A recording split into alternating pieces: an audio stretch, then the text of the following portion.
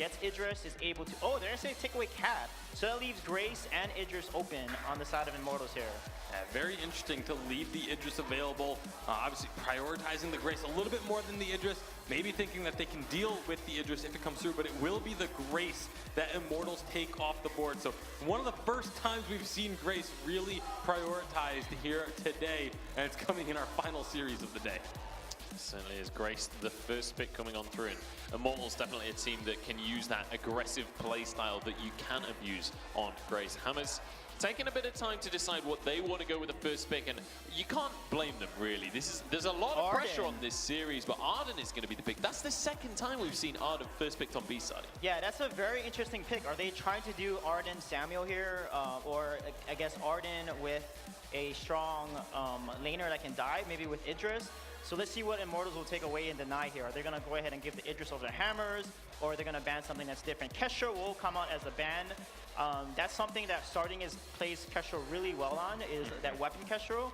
So that may be a good ban to basically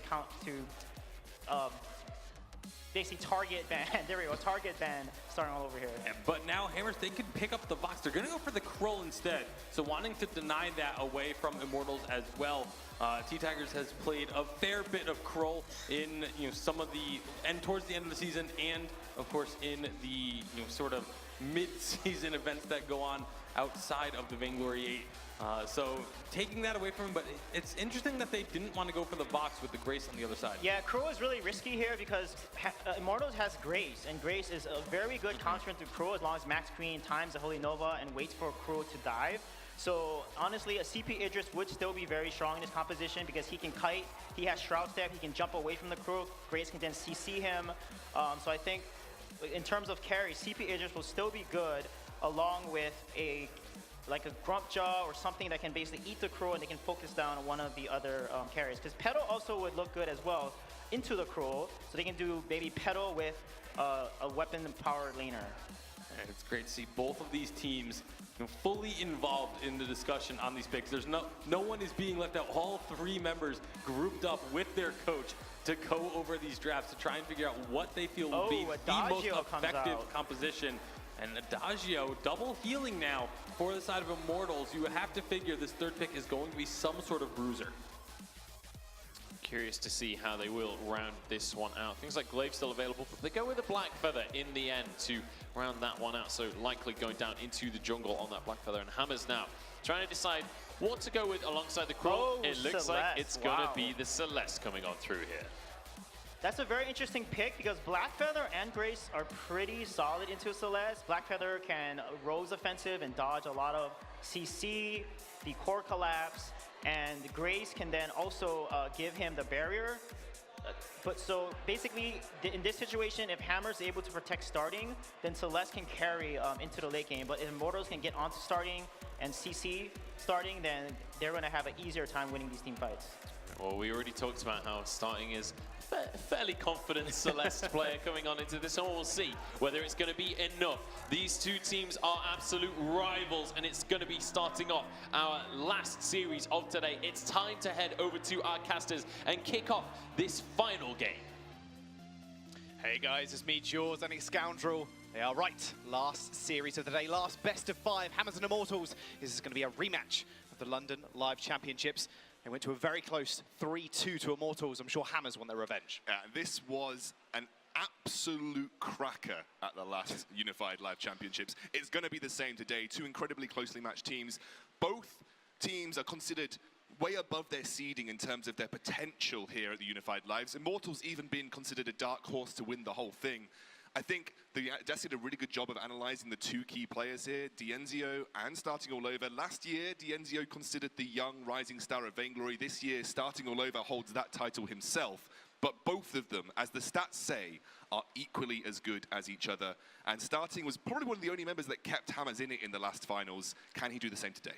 That is such a scary prospect, isn't it, for DNZO going up against the brand new Rising Star, the guy that's technically replacing him, well, that title at least. It's going to be a pretty tough one. I think this is going to go to Game 5. Let's not beat around the bush here. It's going to be a close one. But these compositions, a little bit odd coming out of the gate. You said maybe we'd see something like an Idris and the Death Touch on it as well. Yeah. Not the case. Well, I was talking a lot to some of the top North American teams, and they were saying Idris Cruel, incredibly strong. You stick it with something like a Grace or a Catherine. That's like a perfect composition in their eyes.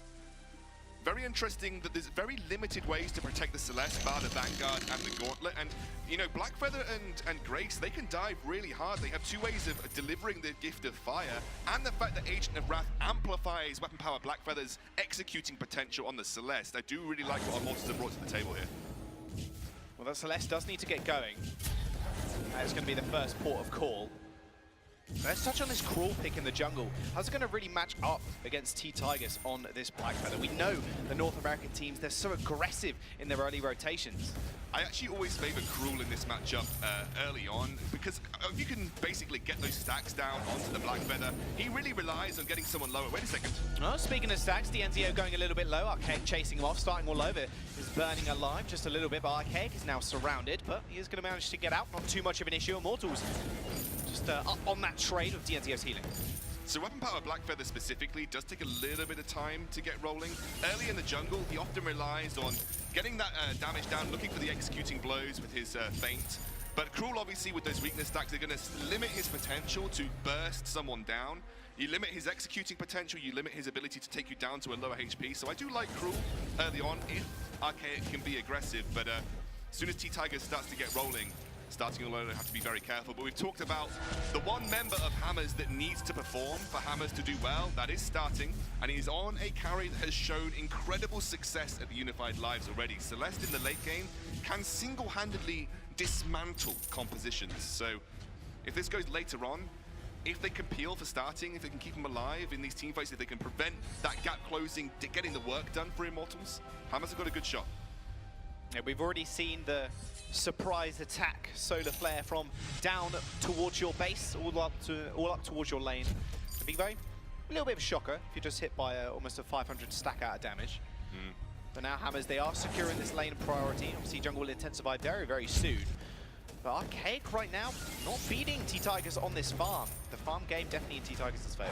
Yeah, he's just shoveling that farm down, wants to hit those spikes as quickly as possible, working towards...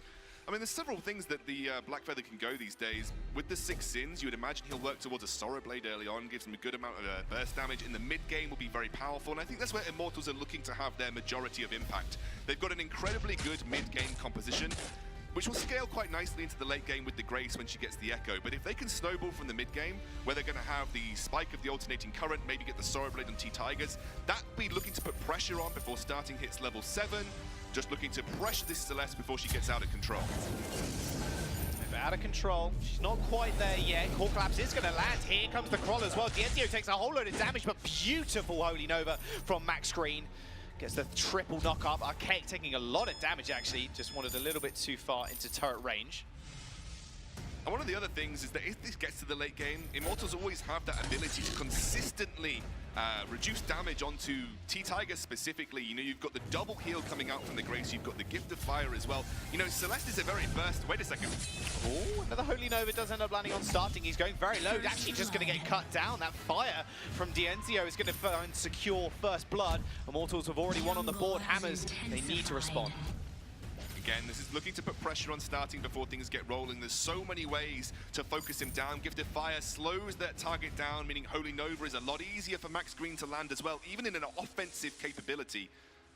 And Immortals starting to turn the screw on Hammers here in the very starting, opening moments of this game. A really important series for both teams and two incredibly strong North American teams themselves. And the winner of this, like we said, could be a real dark horse to go far in this competition.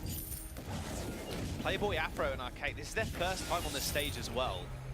And you got to think that's going to lead them to maybe have a little bit of nerves. I mean, it's always a big thing to talk about and touch on, the fact that, you know, live buff like Immortals get, this could work in favor for them with Archaic and Playboy Afro not having that kind of experience. We know DNZO just gets this massive buff, and it seems like he's got a damage buff half the games, in all honesty, when he comes into actually live performances. Beautiful core collapse, by the way, to stop the advances of Immortals. My one worry for Hammers is we talked about how sort of necessary it's going to be to peel for starting in the late game, there isn't that much that does it. You know, you get a Crucible down, suddenly things like the Cruel Ultimate doesn't become that much of an issue. Only thing that Arden provides is that Gauntlet. He'll need an Echo to provide the real high-level peel that is required for starting. And you've got so many ways to keep the threat sustained and ready on starting. You've got, like I said, the double heal from Max Green once he gets his own Echo, Dienzio's Gift of Fire, which is going to slow starting all over as well, meaning T-Tigers is going to find that position to take him down more readily. You can keep a sustained assault on the starting so easily. Yeah, look at that damage. Max Green goes straight underneath the turret as well, but that heal does come out from the fountain. Nice double knock up as well from the Holy Nova. Arcaic's going to fall first. Are they going to keep chasing here? Dienzio with the kill, second on the board. Sighting all over in a lot of trouble, has to back off away from his turret. Immortals, they've got him surrounded now. Playboy Afro trying to support, but I'm not sure it's going to be enough. Dienzio with his third kill. That damage buff that I was talking about is really coming online now. I think Immortals did a really, really good job here of just playing around the item spikes, nearly at that Sorrow Blade for T-Tiger. Dienzio picking up the alternating current, the first major item for the CP Adagio in lane. They are looking to punish this mid-game. This is the point in the game where Celeste is probably at her weakest. She's had to go for the Eve of Harvest because starting all over realizes that he's not really there for damage right now. The main job for him is to sustain, spam those Heliogenesis to try and clear the waves, and just try and get as much health back in these teamfights as possible. He's not playing for this portion of the game. This is why he's gone Eve of Harvest first. You very rarely see this unless you're looking to say, I'm writing off the next couple of minutes of this game. I'm waiting to the late game to have my impact, and that's what starting appears to have done with this particular build. Just wants to be able to clear waves, sustain, and survive. Well, speaking about items, Arcaic, he's picked up that tension bow, but he needs this poison shiv online as well. The amount of healing that Immortals do have in their kit, especially later on, is going to be such a pain to deal with. The tension bows, well, wait a second. I don't know. No, Arcaic's good. Tension bow is a really interesting item on this current update. It's not quite as strong as it was previously. It did receive that 2% nerf. And I always think that tension bow is an item that you need to play around very specifically. Like, it is a very powerful item spike if you manage to get it very early on. My only thing is that he's almost building burst orientated against a Grace and against Dienzio. I would have been saying Poison Shiv. Like, Poison Shiv almost feels like it's necessary in this game. Yet you've gone for the tension bow. You're looking to burst specifically, and the longer this goes against a Grace, that's harder to do. Oh, nice Holy Nova. Again, another double knock up. And it will be the gauntlet laid down as well. Versus Justin's going to come through. Dienzio completely left protected, but that massive heal from Max Green is going to make sure Dienzio survives the fight. Another kill, 4-0 for the Adagio. A beautiful double core collapse from starting is all he can hope for at the moment. That was a static Adagio. Brilliant ultimate from Dienzio as well, but it just so hard to punish him because of the serious lack of damage. I think, like I said with the tension bow, it needs to be played upon at 4 to 6 minutes. When you pick it up first, you look to jump in, make bursts happen in the early game when the health is low and that massive on-hit damage has an impact. At this point in the game, doesn't feel like it's going to work as effectively.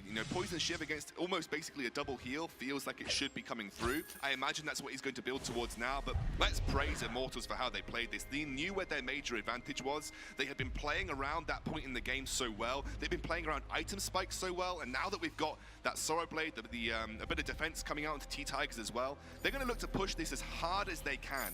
Echo on its way for Max Green as well. You imagine when that comes through, that is where teamfight dominance is going to start to shine for Immortals. You just saw the stat pop up on your screen as well, almost 70% first turret take for Immortals. That's massive. That's one of the biggest I've seen in the league thus far. This is going to be a real backwater right now for Hammers. They need to be able to pick something up here. They got From Hell's Heart. Solar Storm almost kills the gold miner, but that would be an immense gold payout for Immortals right now. 3,000 in the gold in the bank for them at the moment in 9 minutes. So looking all too good for them. Live buff really coming up strong. Yeah, Immortals always perform well at lives, and they've shown that in the past. They're showing it here. You mentioned that first turret statistic. It's something that North American teams shine at doing. They are so good at early, aggressive, objective-focused gameplay. They always have an objective in mind when making plays, and they always seem to get that first turret, which opens up the rest of the map to allow them to continue their aggression into the mid-game. Immortals do that so well, and most North American teams do, and it's often why they are considered to have the advantage over the slow-paced European teams, because North America, they are unrelenting in always doing something. No, they very rarely just say, oh, we're going to farm. It's always an end goal in mind for North American teams, and You know, Immortals are one of the sort of the stalwarts of proving how effective that is. Well, speaking of objectives, Immortals take another one off the map. That Crystal Century will go down. 2 lives remaining for that one, and complete domination from them. Even the vision in their favor. They're just making mean work of Hammer's jungle as well. And by taking that Crystal Sentry, it literally illustrates the point that I was just making. You don't see too many teams, especially over on the European side of the map, on the European side of the world, European side of the map, European side of the world, go for something like that. They, you know, Immortals take objectives, they take things, it's very similar to what North American teams do. And actually, I think that the Crystal Sentry, wait a second. Well, Max Green going in, doesn't quite find the Holy Nova. Core Collapse is going to get blocked by DNZO. Perfect reflex block. And Hammers, they do have that gauntlet available. They got From Hell's Heart as well. We haven't actually seen that activated yet by Arcade. I like that Starting All Over has just accelerated his build here. The farm is coming in quite well for him. He's kept up with Dienzio on farm. He's almost equal. That's incredibly impressive from this guy. He's going to accelerate towards that 3-item build, which is the spike for the Celeste. She is now post-level 7, or post-level 8 rather, so she's got that extended range on the Heliogenesis. I kept saying level 7 earlier, I didn't mean to. Oh, Archaic's found T-Tigers, but Max Green's found the rest of the team. Hello, Playboy Afro going in once again, still Gauntlet available. Max Green, though, does have the Echo online now as well, so 2 of those Divine Interventions can come out in one team fight.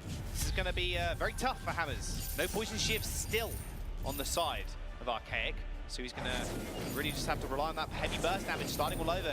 He's going to be providing the majority of this damage with this Broken Myth stacking up in this team fight as well. The problem is that if Cruel prioritized offensive itemization here, he's going to get shredded by this Immortals roster, so he needs to pick up these defensive items, but like you said, it delays that very important item with the Poison Shiv, which realistically with a burst composition, what you want to be able to do, and they are sort of, the way that they built is alluding to kind of bursting a target down. Celeste is very burst heavy, as is with the Tension Bow Cruel, and obviously you have the Spectral Smite, which acts as a burst as well. Reducing healing feels like that's probably going to be one of the most important factors of trying to get through one of these carries on Immortals.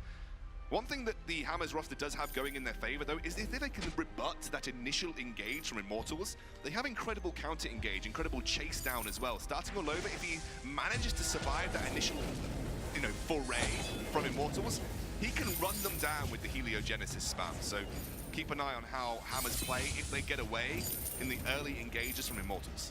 That flurry of Heliogenesis is exactly what's happening right now. T-Tiger's taking a fair bit. Dienzio's forced to back off, but he does have the heals in his kit. So again, this is going to be the main kind of tipping point here. Can Hammers actually chunk down Immortals enough for them to warrant actually backing off? Crystal Sentry is going to be next on the board. There comes the Gauntlet. It's going to lock 3 members in. Dienzio caught on the sidelines, but it's not going to matter. Divine Intervention goes straight down onto T-Tigers. Kept alive in this fight. Starting All Over is going to be the target. He will end up going down after this burst. Finally kills him. They trade 1 for 1 though. Nice double knock-up coming through from Max Green. Holy Nova strikes true. Dienzio trying to kite back. Arcade still chasing him forward though. That smite stacks are building up. He can just rend him away, but Dienzio just a little bit too quick, burning them alive. Max Green trying to keep them off him, but Dienzio so low, still trying to kite. Double knock-up. Immortals fighting back. Dienzio finds himself his 6th kill. Playboy Afro running with his tail between his legs. This could be an ace here. Hammer's getting chased down by Immortals. Here we go. There's, oh no. Starting All Over just came back online, so wasn't going to get the ace buff, but enough to put a bit of pressure on the map here. Dienzio going to start to clear wave. Starting All Over. Starting All Over really wants this, but Divine Intervention will heal him up about 500 HP, so he's not going to be too bad. Benediction comes through, and Starting All Over now has to just farm on this wave and just make sure they can clear it, waiting for Arcade to get back in lane. Going hard on this aggressive move onto the turret here. They really are. Starting All Over, dropping the Core Collapse on himself. Will be able to kite away, but T-Tiger's dashing under the turret. The Rose defensive. Benediction comes through. Holy Nova doesn't quite find Arcade before he takes down T-Tigers. Playboy Afro is in the mix. Dienzio, being that man of the hour, is still trying to run away from Archaic. He's done it once. Can he do it again? Archaic doesn't have From Hell's Heart, and no big cooldowns are available, so they will end up backing off. Wow. Max Green showing exactly what Sweet J was talking about on the analyst deck, the ability to completely shut that initial move down from Cruel. Cruel is someone who really relies on just simple movement speed mobility. He is all about moving across the map, no fancy gap closers. If you can shut that down, if you can stop him from doing that, it kind of shuts Cruel down in general. Cruel needs to make that initial attack onto a target to stick to them really easily, build the weakness stacks, look for the potential for a Spectral Smite execute. If you can stop him from getting to the target in the first place, that kind of shuts Cruel down incredibly quickly. So that's exactly what Suijay was talking about on the desk, and how, I mean, Max Green's been playing this so well. Every single time, able to keep Dienzio alive, and keeping Dienzio alive against a Cruel is very important. Benediction's going to slow up, starting all over, still trying to kite back, can't really put anything down right now. We just cannot get away from T-Tigers. Gauntlet's going to come through, he's going to get stunned up, but the Benediction is going to help it. Then starting all over with a massive Solar Storm, with that massive ultimate from Dienzio. He's just going to execute one, but he is going to have to run away right now. Max Green does get the double knock up, but he does end up going down, starting all over now, starting to come online. Dienzio with the kill though, 1v3, maybe he could do it, starting all over, very low energy, has to back off underneath his turret. Playboy Afro still wants a piece, however. Playboy Afro taking too many kills, double kill, 9 kills on the boards, 2v1. So close for Hammers finding their way back. And let's take a look at this again. So what actually happened here was that peeling that starting all over needed worked out really well for him. The Gauntlet was so nicely placed. It kept Blackfeather locked in place for a moment, allowing starting all over to position his ultimate to get the maximum impact. Massive health regeneration from that Eve of Harvest. He managed to position at the backside of the fight. And once Blackfeather goes down, there's very little way to threaten the Celeste. But let's take a look at Dienzio here. Kiting, dodging, knew that starting all over didn't have the energy to consistently spam the Heliogenesis, knew that he was safe to take this on, and even with the Atlas Pauldrons coming through, with a bit of help from the turret, manages to get a double kill back in Immortals' favor. The live buff is just too good. Kraken is going to fall as well, you can imagine, but Playboy Afro kind of wants to intervene. He needs to at this point. Look at the gold lead, 5,000 at 16 minutes. Not what you want to see if you're Hammers. They need to intervene, they need to do it right now. So Storm's going to come out, he's going to get stolen. Playboy Afro just basic attacked it, I believe. Steals away the Kraken. Immortals now going to have to chunk out as much as they can. Hammers, they're still on the pursuit. They've got the Kraken on the board, and it's going to start to march down that lane. Frostburn into effect now for starting all over, going to give him the ability to peel and chase down targets really nicely. Immortals took a risky move there. It is always incredibly risky to go for a Kraken in a 3 versus 3 situation. Here we go. Benediction, War Trez, Holy Nova onto the back line. Playboy Afro going low, Gauntlet comes down, but they're all trapped inside there with Immortals.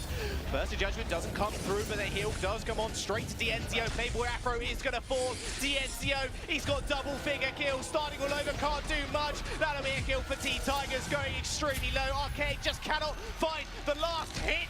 Immortals, no! Archaic finally finds the kill onto T-Tigers. They do end up clearing him up. A nightmare, to put it in plain words. Immortals with the ace. They're going to take the turret, but have to deal with that Kraken as well.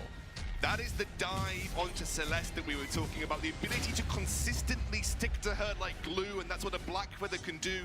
Well-timed Rose offensives get through the core collapse, well-timed Rose offensives get through gauntlet walls. And you're seeing how much of an effect it is when you can just stay on top of a Celeste. You don't allow her to position those Heliogenesis effectively. You don't allow her to find the prime opportunity to channel her ultimate, because she remains static during that animation. So if you just channel your ultimate randomly, especially when you've already got a lot of those heartthrob stacks built up on top of you, you are asking to get executed. So starting all over, when he's consistently forced on the back foot in very intense and close-fought situations, that's what Immortals are searching for. What Hammers need to do is when this Echo comes out, I think that'll be a big, big move for them. They'll have the ability to double Gauntlet. It'll be a lot harder to negotiate the terrain for Immortals. So wait for that item spike to come out for Playboy. This is not over yet. The scoreline definitely suggests a game going well in favor of Immortals here, but there is still big item spikes to come. Clockwork out and starting all over as well. That's pretty big for him too. Slumbering Hust actually picked up here for T-Tigers as well. Just wants to survive. He knows Dienzio can do a majority of this damage. Look at his items right now. 4 complete. Well, actually, scrap that. 6 completed items for Dienzio with the infusion online as well. You look at his counterpart in starting all over. Clockwork finished, yes. He's only 1 tier 3 item behind in the boots, but he's not nearly outputting as close damage as Dienzio is. Hammers have to be careful here. If they make the engage, they're doing the work for Immortals. Well, I don't know. Max Green wants to say something here. Playboy Afro jumps straight on top of Dienzio. Nice, beautiful block on the core collapse there. Archaic in the back line, trying to get those mortal wound stacks on, but Dienzio left completely alone. Burst Judgment, that's a lot of damage, but starting all over with those Heliogenesis. It's just trying to find and look for Dienzio. That's the Gauntlet to heal him up. Benediction comes through as well, just to try and kite away. But Dienzio, can he turn this one around? He's found one, but Archaic just tears him down. And Max Green now on the run. Playboy Afro and Archaic, last members alive for Hollywood Hammers. Will they be able to find the ace? I think so. Eventually, when they tear him down, but Benediction is going to keep him alive for a moment longer. Very fancy feat on Max Green. Does end up falling. Ace for Hammers. Still, turrets, not a priority here for Hammers. But the Kraken will be. Let's take a look at that replay again. Specifically look at the positioning of T-Tigers here. Cut off from his primary target, he gets locked into a duel with Archaic. The Rose offensive puts him right into defensive areas with Dienzio. He's right next to Dienzio there. That's not where he wants to be in these fights. He is being forced out of the way by the Cruel here. What he maybe should have done was turned around and rose defensive directly towards starting and tried to pressure him. That meant Dienzio would have been freed up to try and duel the Cruel and the Ardim. The problem that he had there is he rose offensive into a defensive position. If you're doing that as Immortals, you're going to lose. T-Tigers looking to stop this Kraken. That smite will come through in a second from Hell's Heart is going to be able to help secure it. T-Tigers get stunned up. Uses the Rose offensive to get away. Second Kraken now on the board for Hammers. They're really starting to pile on this pressure, starting all over. This guy is coming online. Interesting that I would maybe... T-Tiger's gone for the Slumbering Husk because the burst from Celeste is his primary focus. He's not actually that worried about Archaic. Archaic for the most part, is probably going to spend his time trying to threaten Dienzio. So he's not even worried by building armor because it's actually the least of his priorities in terms of damage reduction. But maybe the... Wait a second. Archaic on the sidelines still wants to try and go for something here. That's going to be a Gauntlet comes down, but they're trying to just get on T-Tigers. But maybe that's not the target you're looking for. Dienzio with the free hitting damage. T-Tigers jumps on the back line. It's going to fall. T-Tigers just cuts him up.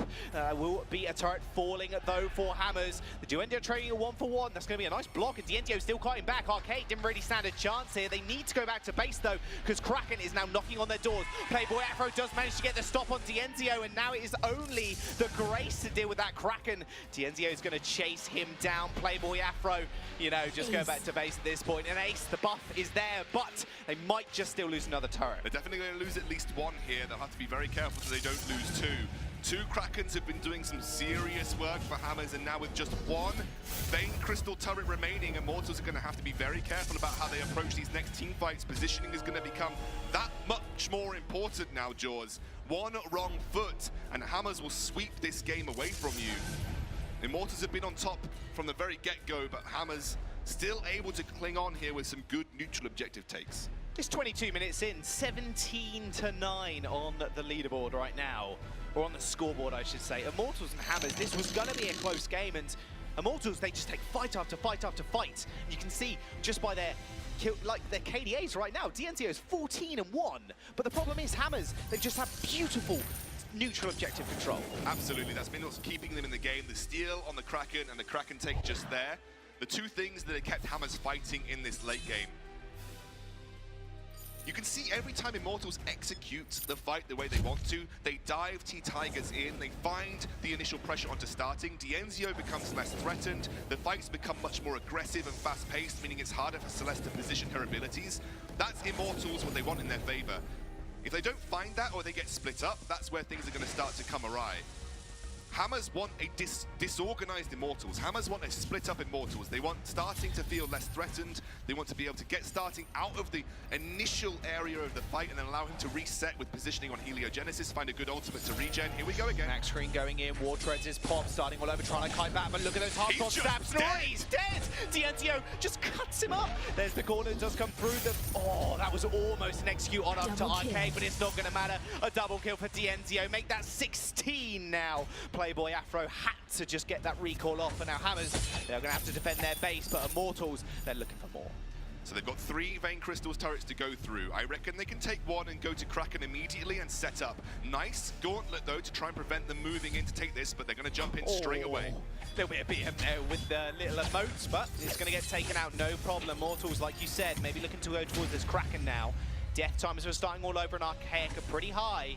Needs to make a more decisive decision, wasting a little bit of time there. Yeah, they wasted a couple of seconds that might come back to bite them, but with 50 seconds on the Gauntlet, this should be a pretty good time for Immortals to say, okay, we can take this for free, set up to end the game off the back of that. So they're going to take it slow, they're going to move around. This does open up to another steal here, and a steal would be catastrophic for Immortals. Either they set up for another team fight, or they straight up try and burst this Kraken. Maybe you're right, maybe they were a little bit too late on that rotation, or they might just try and bait them in here. Max Green is going to walk into them. That Flare is going to spot the entirety of Hammers.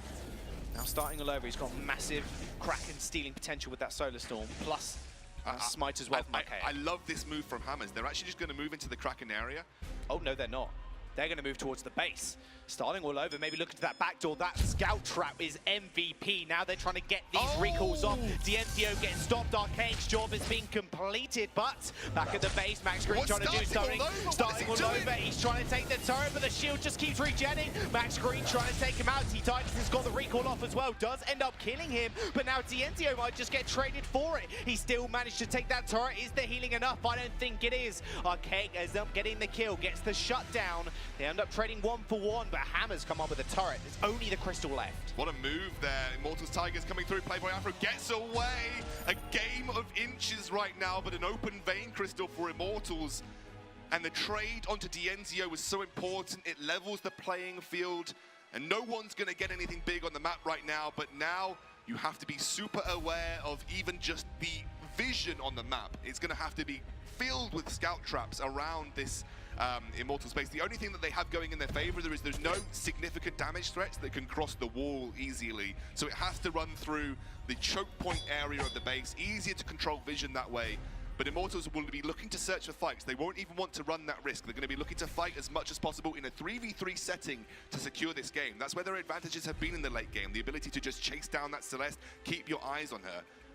If Immortals get lost in some sort of weird, complex Kraken play and then they get backdoored, they will feel really hard done by at the end of this. Speaking of chasing down, an itemization choice we don't normally see. Triple war treads for Immortals. So you can see exactly where they want to lay the punishment on. Speaking of punishment, there's one set of war treads used. Gauntlet's going to come down. No, if it was actually really big there, the Gauntlet is going to separate them, but a beautiful Heliogenesis is going to go off. Dienzio manages to find one kill. Burst Judgment comes through. Massive double stun. Archaic's going to fall as well. Playboy Afro, last member alive. That'll be Dienzio's 18th kill. The ace, the base. There's only 2 turrets standing between them and the first game of the series. Immortals have played this so well. That last fight, starting was asking to get killed with this positioning. This is just done, Jaws. Immortals are going to run these Vein Crystal turrets down. They're going to take the first game of this series. It was going to be close, and a bloodbath it was as well. 23-10. Immortals with the first